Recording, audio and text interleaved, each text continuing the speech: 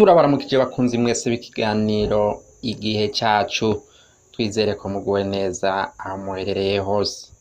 Abari mu bibazo nabo tubabwiye tuti mwihangane, nta mvura idahita. Tubibutse ko ikiganiro igihe cacu kibasesangurira abantu bakoze ivyiza mu gihe cabo, no kuri twebwe rero n'igihe cacu co.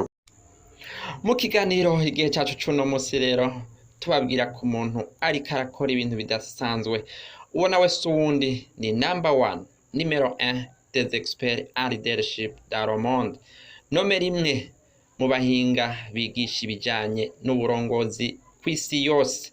Uwo nawe akaba ari Dr. John Calvin Maxwell, akaba yavukiye mu gihugu ca Amerika mu mwaka w'1947. John Calvin Maxwell rero akaba ari expert en leadership, umuhinga adasanzwe mu bijanye n'inyigisho z'uburongozi. Maxwell kandi ni pasitori, akaba kandi n'umwanditsi w'ibitabo, ariko kandi akaba atunganya amakonferanse canke inyigisho zijanye n'uburongozi. Mukanya tuje mw'idonido. Kwigisha uburongozi rero niwo mwitwarariko wa mbere wa John Calvin Maxwell. John Maxwell aracari uwa mbere kw'isi yose mu kwandika ibitabo bijanye n'uburongozi. Nta mwaka uhera atigishije uburongozi, baba abarongoye ibihugu, amahinguriro, eka n'abandi. Maxwell's leadership philosophy yiwe Maxwell ku bijanye n'uburongozi igira iti everything rises and falls on leadership. Ati gutera imbere ku bintu byose n'iteranyuma byose bihagaze ku murongozi. Siguye gato bivuga ko habaye uburongozi bwiza ibintu bitera imbere, habuze uburongozi bwiza ibintu bitera bisubira inyuma. Bavuze uburongozi rero hariho uburongozi mu muryango, uburongozi mw'ishirahamwe, uburongozi mw'ishengero, uburongozi muri korale, uburongozi bw'igihugu.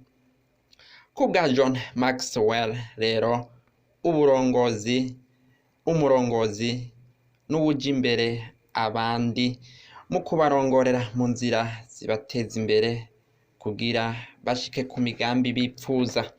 John Maxwell rero mu bitabo yanditse yaravuze amategeko 21 y'uburongozi hamwe n'ibintu 21 biranga umurongozi. Aha rero twovuga ibijanye na charisme, no kuvuga ingabire, kuba umurongozi abifitiye ingabire. Courage, umurongozi ategereza kugira umwete. Écoute, kumviriza aburongoye, hamwe na competence canke kuba ufise ubushobozi mu vy'uburongozi. Ntitwokwibagira kuvugana vision canke iyerekwa. Kubwa John Maxwell rero avuga ko gushika kw'iterambere no kutarishikira byose bivana n'uburongozi. Wewe ufise icurongoye rero, ishirahamwe, ishengero n'ibindi, n'igihe cawe co kugira aburongoye bashike ku migambi yabo. Maxwell ati byose biva ku burongozi. Aha niho ikiganiro igihe cacu c'uno munsi kigarukiye. Mwakoze mwese mwaduteze amatwi, tukazosubira mu kiganiro cacu co hanyuma.